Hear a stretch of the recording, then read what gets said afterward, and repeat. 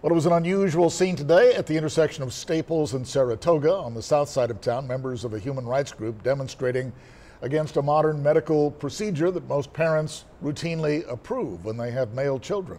The group was protesting the practice of circumcision, calling it brutality and mutilation, but most pediatricians have a different view. Our Michelle Pedraza has more. Michelle. Well, the group Bloodstained Men and their friends claims that European medical professionals condemn circumcision and that the U.S. should too. However, a local doctor tells me that there are more health benefits to babies who undergo the surgery than those who don't.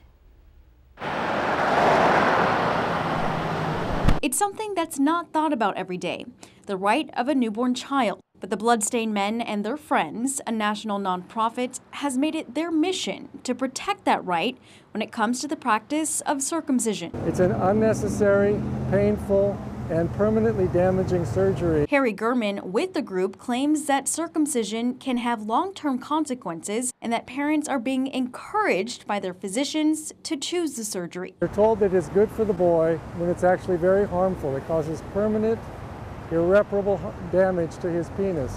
And boys don't want this. Mostly psychological. They're convinced that it's better for the boy when it's not. As part of the group's 22-day tour across the Gulf Coast, they've been sharing their message right here in South Texas. Gurman says that European physicians don't use this practice. In countries where they used to circumcise and they don't anymore, they found that their health improved. So if it actually had health benefits, their health should have gotten worse when they stopped circumcising. Instead, it got better. As the group argues it is not valid medicine, Dr. William Bergen with the local health district says otherwise. When the baby just spontaneously gets an erection, the foreskin, which was not cut because it wasn't circumcised, can clamp down on the penis and cause a restriction of blood flow. Dr. Bergen adding that ancient tribes and Jews circumcised their babies because they knew there would be problems if they didn't. There's also no age limit to receive the procedure. However, Dr. Bergen says the process is easier to perform on an infant.